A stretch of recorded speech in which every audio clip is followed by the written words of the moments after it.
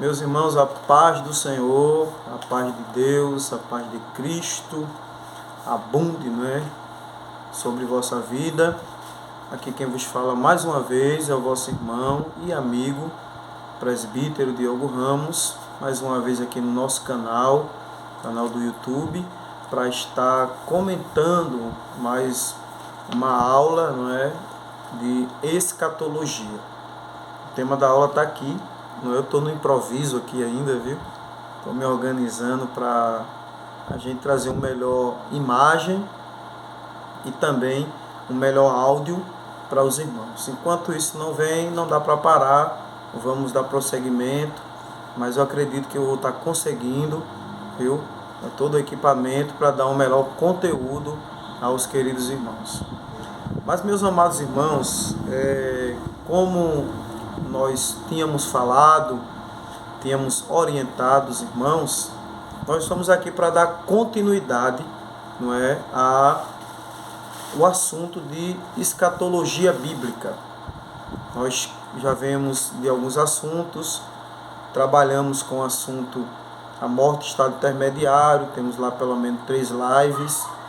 Nós depois viemos com o assunto da ressurreição, acredito que tem umas 3 lives também, ou 2.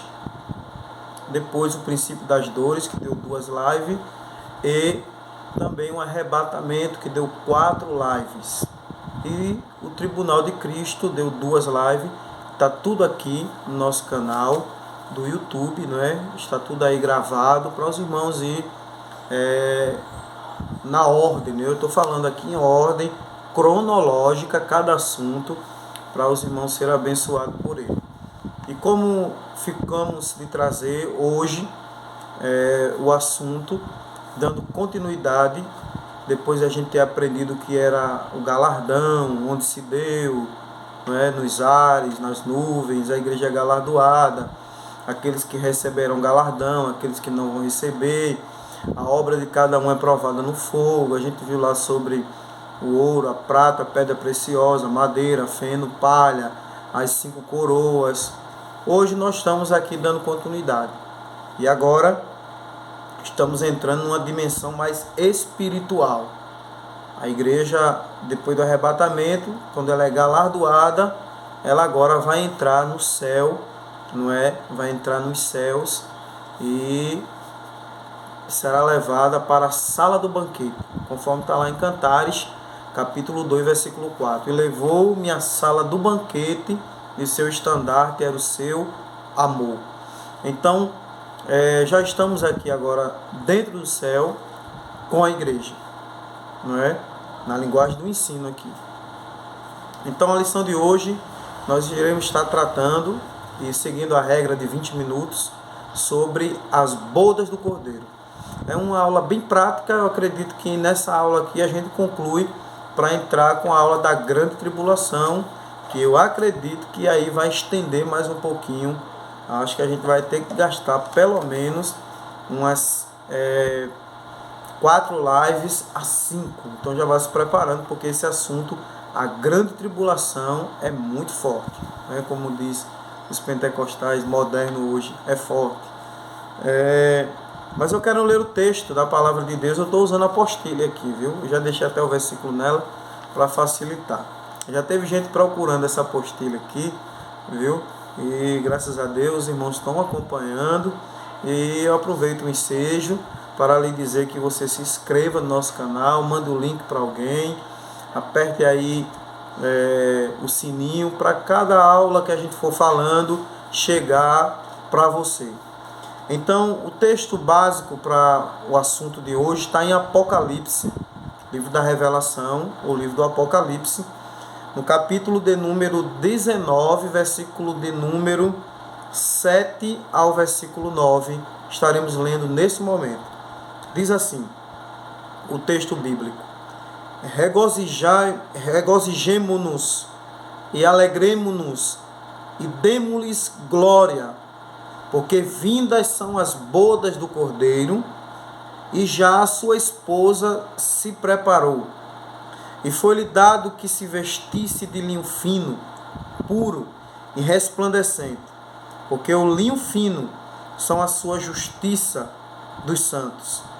E disse-me, escreve, bem-aventurado é aquele que são chamados à ceia das bodas do Cordeiro.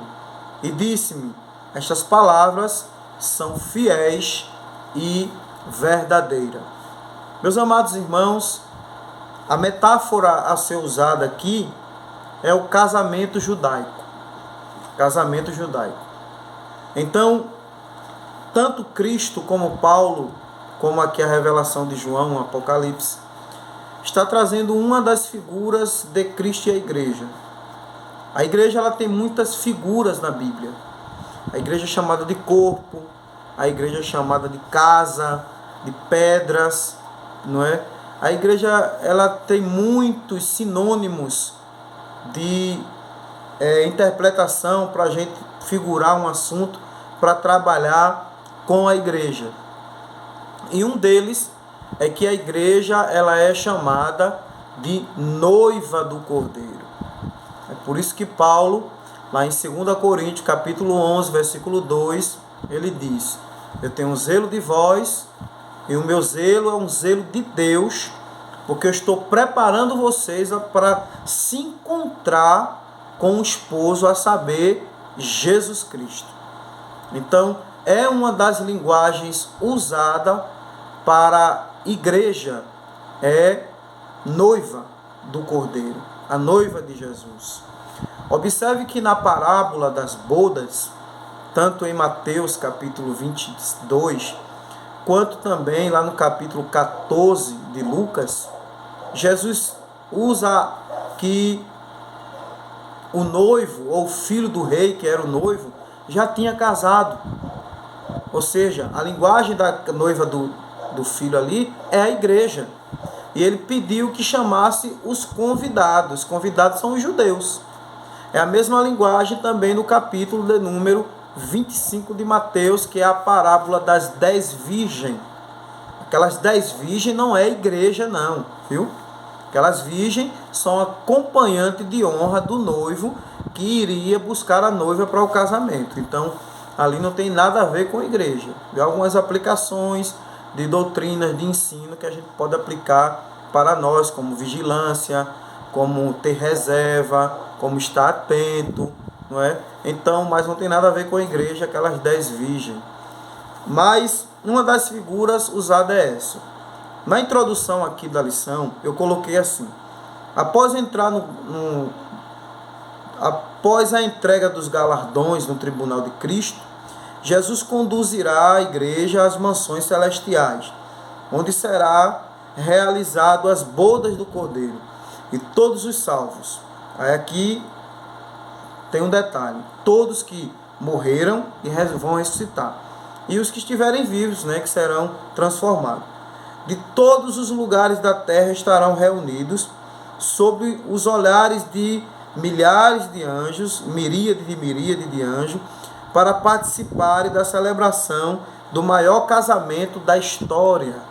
Glória a Deus. Então, as bodas do Cordeiro, elas se dão nos céus, não é? Nos céus tem, eu coloquei aqui também, 3 salas. Sala do tesouro, sala do trono, onde Deus está assentado, e a sala do banquete, que quando a igreja entrar no céu, ela não vai para a sala do tesouro e nem vai para a sala do trono logo. Primeiro, ela vai para a sala do banquete. A palavra bodas aqui, a bodas do Cordeiro, é a linguagem usada para a festa do casamento judeu, que durava 7 dias. Veja que a grande tribulação vai durar 7 anos. Então as bodas do Cordeiro vão durar 7 anos também. Enquanto o mundo está aqui embaixo, por 7 anos padecendo os flagelos da grande tribulação, a igreja está nos céus, está na eternidade, por 7 anos, nas bodas do Cordeiro com o seu noivo, que é Jesus Cristo. Então as bodas se dará no céu, não é? O que é essas bodas? É um encontro glorioso nos céus, entre Cristo e a igreja. Apocalipse 19, 7. Veja que os anjos proclamam: vinde, contemplai, é uma palavra de admiração.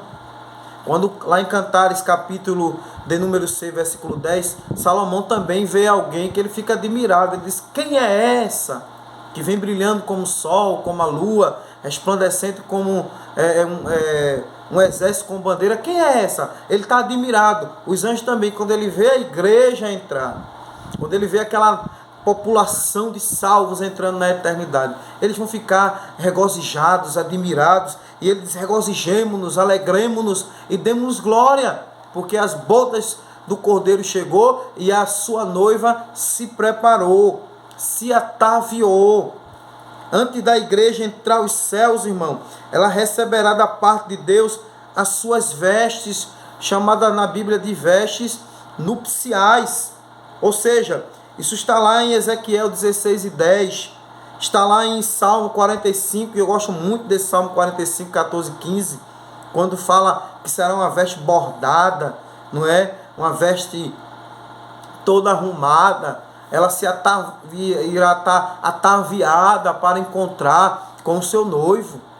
Então será um momento de muita glória, porque a igreja estará linda, estará maravilhosa, estará como uma noiva, não é? Bem arrumada para o seu casamento. De maneira também, o noivo também estará arrumado. Jesus estará com suas vestes reais, e ali estará aquele grande banquete, né? A gente vai sentar à mesa com ele, conforme ele mesmo disse: desejei muito convosco comer essa ceia, mas não comerei de novo comigo, a não ser no reino do meu Pai. É lá na sala do banquete, é lá nas bodas, onde a gente vai estar com o Senhor. Quem poderá participar dessas bodas? A igreja. A igreja, ela é constituída, né, de todos os salvos do Antigo Testamento que morreram em Cristo, e também todos os salvos do Novo Testamento que morreram em Cristo, que irão ressuscitar, e os vivos que estarão ali. Então esse povo é chamado de igreja e será a noiva do casamento. Quem vai estar também sendo convidado? Quem serão os convidados?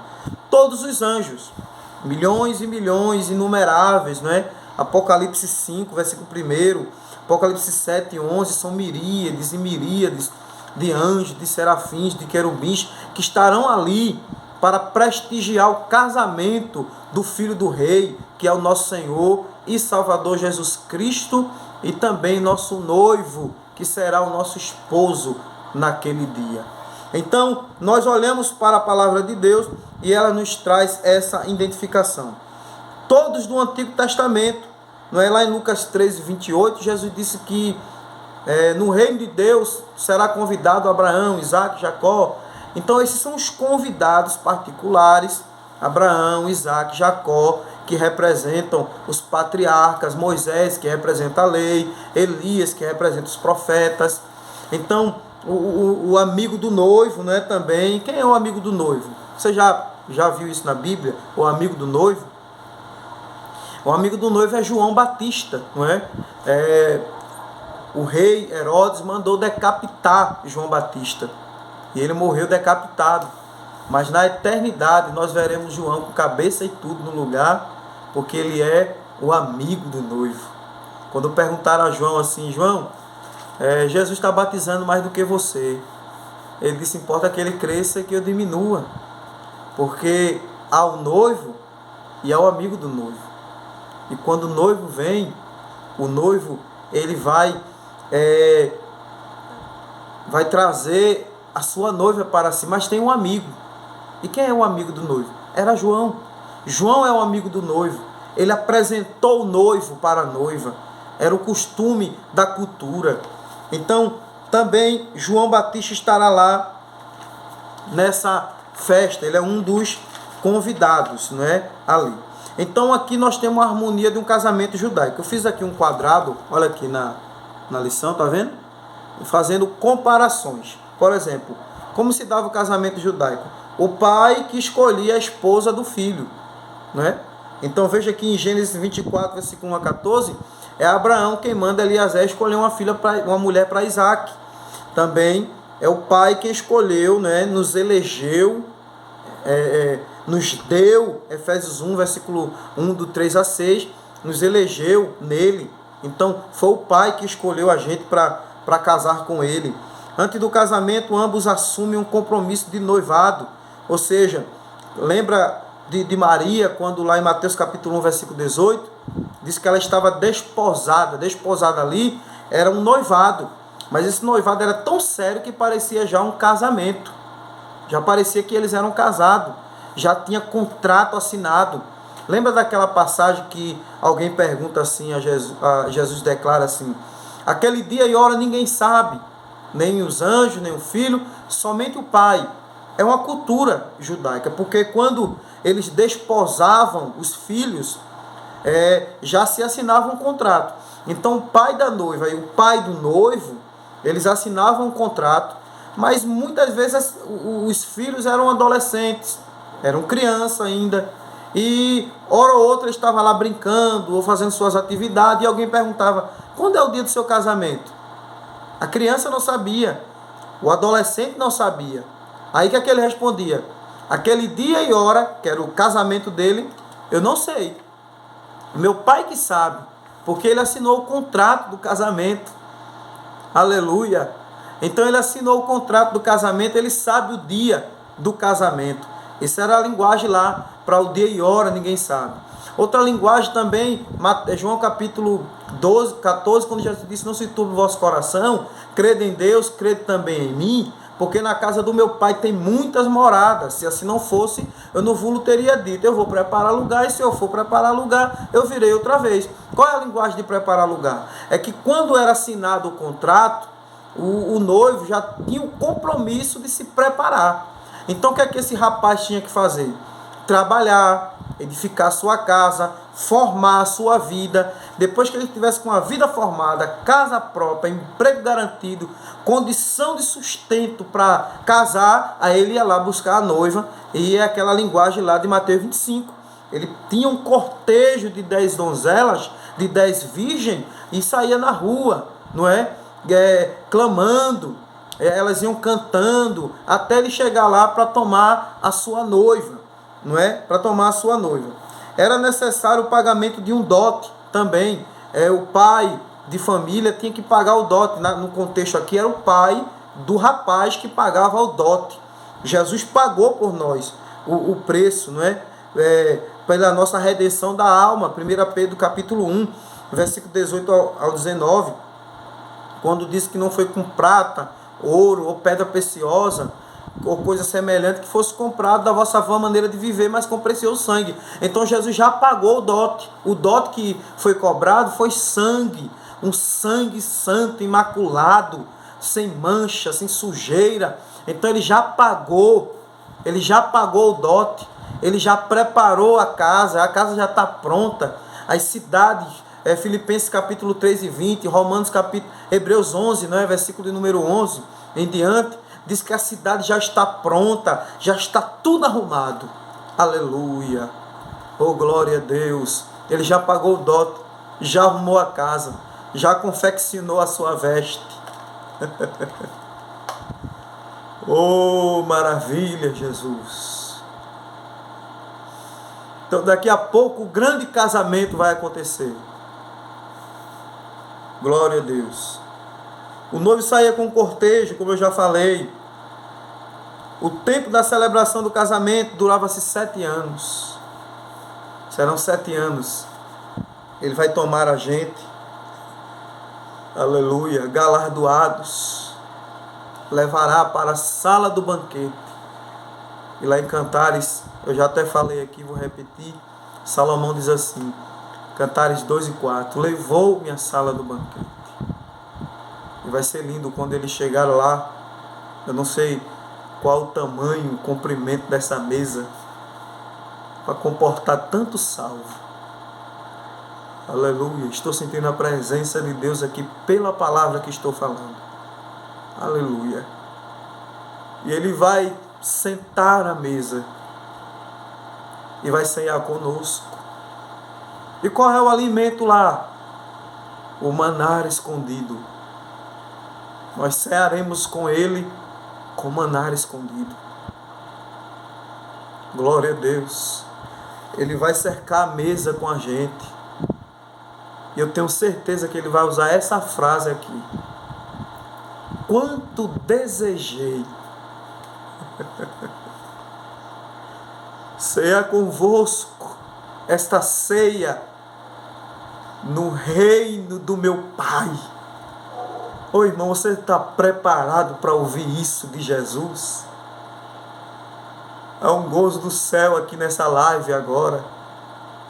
Você está preparado para naquele dia você sentar na mesa com vestes reais, corpo glorioso, corpo celestial, incorruptível, não dado à lei da gravidade,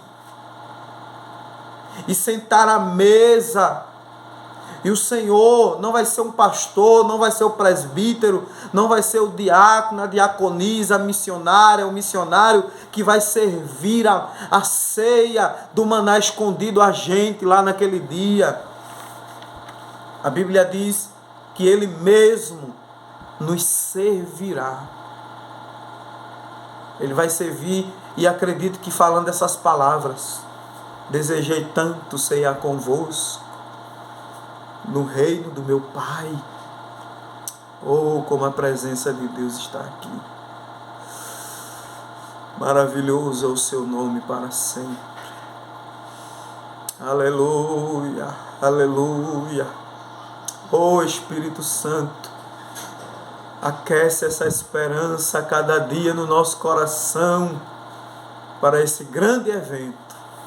Jesus vem e vai levar a gente, e haverá festa no céu. Eu vou reler o texto e vou encerrar. Regozijemo-nos, alegremo-nos e demos-lhe glória, porque vindas são as bodas do Cordeiro, e já a sua esposa se ataviou, e foi-lhe dado uma veste de linho fino e puro e resplandecente, porque o linho fino são a justiça dos santos. E disse: escreve, bem-aventurado, mais do que feliz, são aqueles que são chamados as bodas do Cordeiro. Oh, aleluia! Você vai para as bodas do Cordeiro. Você vai cear com Jesus. Iremos em nome de Jesus. Eu creio nisso. Creia comigo. Creia comigo. Jesus virá, e virá para nos levar para cercar a mesa com Ele. Que Deus em Cristo lhe abençoe. Que essa palavra possa estar no seu coração. Oh, irmão, a presença de Deus está aqui. E como é bom sentir a presença de Deus. Como é bom falar Bíblia, falar a palavra que dá vida à igreja. Então, que você possa ser abençoado pela palavra que você ouviu. Que a graça do Senhor Jesus Cristo, o amor de Deus, nosso Pai, e a comunhão do Espírito esteja sobre sua vida, desde agora e para sempre. Que Deus em Cristo lhe abençoe, e até a próxima, onde estaremos comentando a grande tribulação. Deus abençoe, em nome de Jesus. Amém.